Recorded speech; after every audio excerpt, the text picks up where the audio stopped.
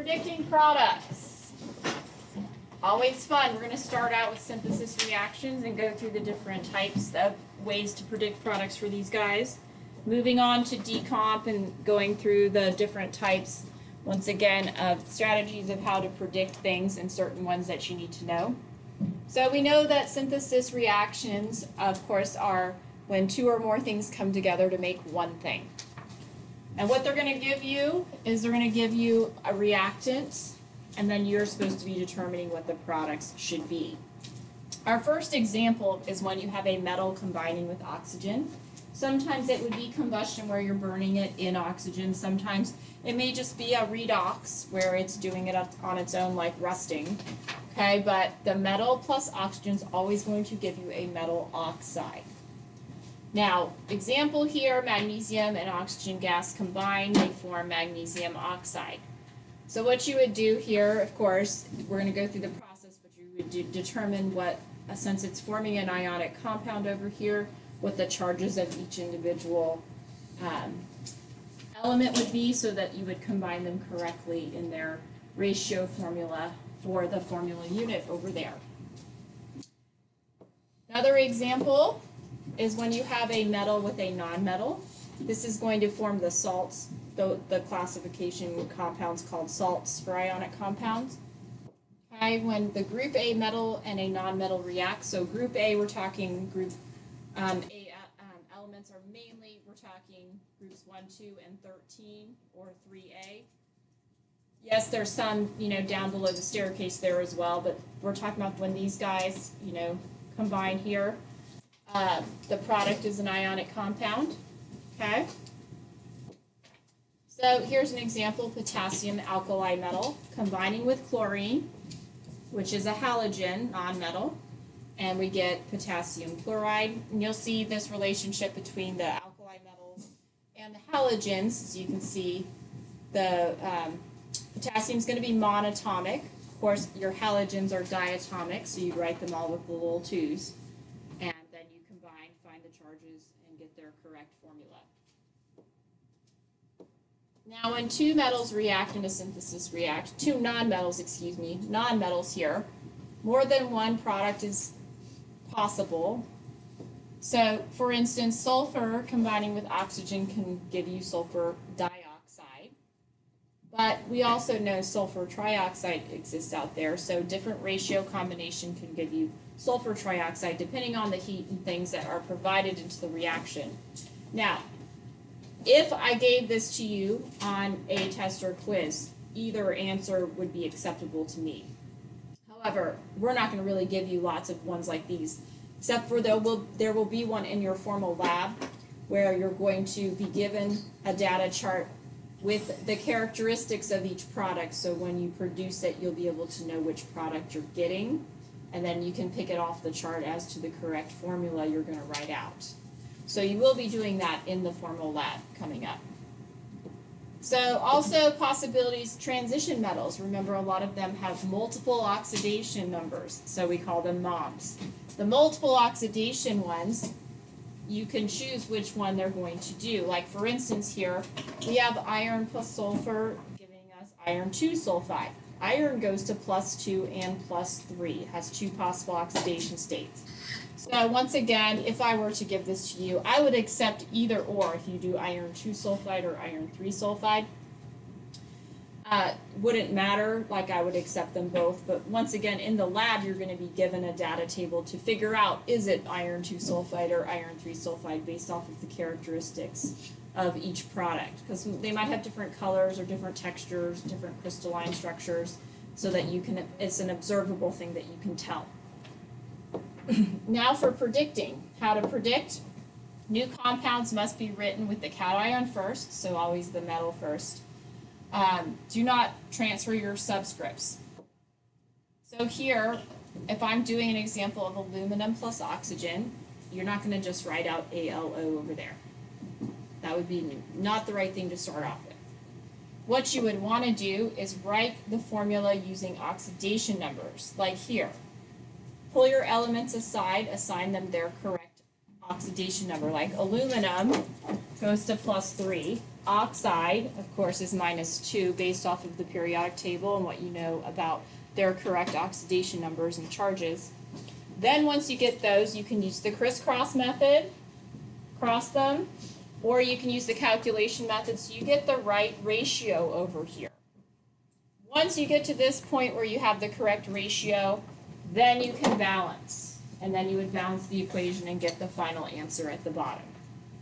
But you have to know the oxidation numbers, you have to be able to crisscross them, you have to be able to get the right formula or it's not going to balance. So now you're going to try a few. I'm going to do a couple with you. The first one up here we have potassium plus bromine. And so what I would do if I was approaching this problem, I would look at the periodic table and go, potassium's an alkali metal.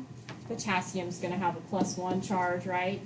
When it's in a compound, it's going to have a +1 charge. Bromine. Oh, bromine's a halogen, group 17 or 7A. It's always going to have a -1 charge when it's forming the compound here. So here we would put -1 and go from there. How would that combine? Well, it's going to be a 1-to-1 ratio, so this would be KBr. And that would be the correct formula for potassium bromide. Then I would go, hey, it's not balanced, so let me balance it. So over here, I would need to put a 2, and then right here, I would put a 2 to finish balancing it. That's how you should approach looking at the predicting products, making sure that you're combining them right, then balancing second. So go ahead and do a couple of the examples. Try them real quick, see if you can come up with the correct answers, and we'll take a look here in just a minute. Okay, so let's work through the rest of these real quick. Sodium is an alkali metal, it's a +1. Bromine, of course, still -1 as a halogen. You get NaBr over here. Then we get a 2 here and a 2 here for balancing. Remember, write the formula first, balance second, okay? So make sure that you do it that way. Correct answers here.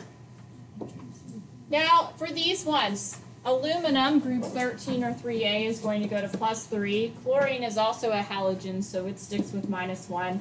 This is going to combine as AlCl3 then. Then you must balance, so we would put because this is a 3-2 thing going on here, we're going to put a 2 here, a 3 here, and a 2 here, okay, in order to get that balanced. Now, for number 4, I just want to reiterate, number 4 is an interesting one because it's 2 nonmetals, and you might think, well, oxidation numbers, that's not a metal. We still assign oxidation numbers to nonmetals, and in this particular case, especially for hydrogen, when hydrogen is combining with nonmetals, it always goes to +1. The only instance when hydrogen would not be a +1 is if it's with a metal hydride and it's in the anion position, then it takes a -1 oxidation number. So here we would assign, of course, hydrogen as a +1. Oxygen is still a -2. So the ratio that it would form here, of course, is going to be water, but you could have probably deduced that it was water just based off of the elements. Then you would balance. We're going to put a 2 here and a 2 here. Last but not least, this is an alkali metal, once again with a halogen. It's forming the same 1-to-1 ratio as the other ones. So you get LiF, and then you just balance, put a 2 here and a 2 here. So that's how those work. Pretty sure that you're finding this okay. So now we're just going to do the opposite. We're going to go into decomposition. So let's look at decomposition. We're breaking apart a compound into 2 or more things. Now, the compound can completely break apart into its elements, but it could also break apart into an element in another compound. Doesn't necessarily have to always just be its elements. The easiest one, though, is if you have a compound, say like this, mercury 2 oxide, there's only 2 elements. So for it to break apart, it has to break apart into its elements. So when this one breaks apart, remember that oxygen's diatomic, you have to add the 2 to it. Mercury is monatomic, so you would just leave it as Hg. Then you would balance it once again till the end. So this is an occasion where you just have only 2 elements. They have to break apart into their individual elements. Don't forget your 7 diatomics need their 2. Okay? How to predict, do not transfer subscripts. You need to go based off of whether they're monatomic or diatomic for the elements. So here, looking at aluminum oxide breaking down, I'm going to break it apart into aluminum, but I need to remember that because oxygen's diatomic, it's going to need a 2. So put the 2 on there, then balance, and you get your final reaction. So these ones are the basic ones where you're breaking apart into elements. There's three others that we want you to know. This one's pretty obvious though, the decomposition of a hydrate. You're breaking it down basically into the anhydrate and water. So basically it splits apart into your anhydrate ionic solid and the water comes out of it. Now, the next one though, decomposition of a carbonate. This one you're going to see in your lab, okay? It's always going to produce a metal oxide, and it's always going to produce carbon dioxide. Let me show you how that's going to break apart. Calcium carbonate is strongly heated. Here's the example. The calcium, okay, the calcium right here is going to combine with one of the oxygens. One of the oxygens to form the metal oxide, and it's going to form it based off of its charges. So calcium's +2, the oxygen's -2, it's a 1-to-1 ratio there. Now the other parts, the carbon and the 2 other oxygens, are what's left over and form the carbon dioxide. The carbonates break down usually in a 1-to-1 ratio, so it's pretty easy here to balance. But you're always looking for the metal's going to combine with one oxygen, and then carbon dioxide will be the other product. Okay? The last one that we want you to know is the decomposition of chlorates. Chlorate's going to form a metal chloride, and it's going to form oxygen gas. So let's take a look at how that's going to work. Magnesium chlorate is strongly heated. Well, the magnesium is going to combine with the chlorine here, and then the oxygen just breaks off into O2 gas. So once again, though, you would combine it with the correct ratio based off of the oxidation numbers. Magnesium's +2, chlorine or chloride is going to be -1. So when you do the ratio, it should be 1 Mg to 2 Cls for your metal chloride here. Okay? So now we're going to do some examples. You can use these examples to predict for your samples that are down below. Here, looking at number 1, we have cobalt to bromide. Now, cobalt, is that going to be monatomic or diatomic? Monatomic. So we're just going to break it apart into the cobalt, and how about your bromine? What does that do? It's diatomic, so then you would end up breaking apart this one into the individual elements. And hey, look at that, it's already balanced. How nice. But number 2 here, what do we have? A carbonate. So what is always going to be one of my products? CO2 is one of them. So the leftovers, the copper with one of the oxygens. In this particular case, what is the charge on this copper? What is the oxidation number on it? It's a +2 because carbonate, you know, is -2. We're going to keep that same oxidation number on this side. So it's just going to form CuO because this will stay +2. The oxide is going to be -2, and therefore it balances nicely with 1-to-1 ratios. You go ahead and try the next set, okay? Go ahead and try the next set. And we'll look at those answers in a minute.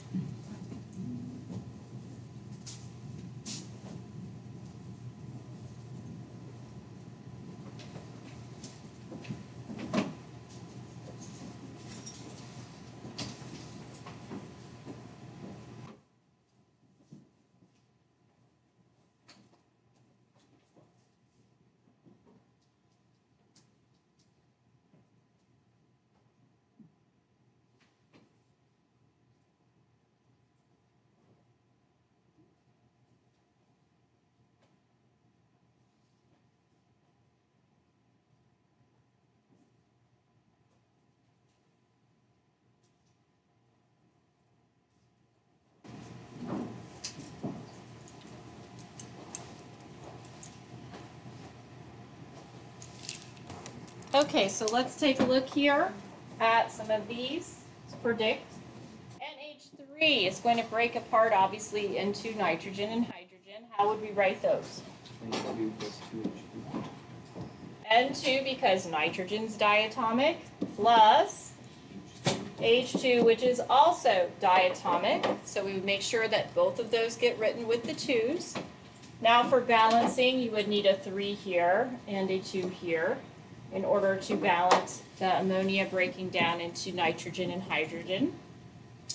Looking here at number 4, that is a chlorate. So what is one of our products always? 3 O2. We're going to get O2 out of it. I'm going to balance later in just a minute. But what's our other product? The sodium combines with the chlorine, so it makes salt, makes NaCl, right? Plus 1 minus 1. Now we can look for balancing. It's a 3-2 relationship, so we put a 3 here, a 2 here, and then of course a 2 over here. Last but not least, under number 5, magnesium oxide is going to do what? Form magnesium and oxygen, which would be diatomic O2. Very good.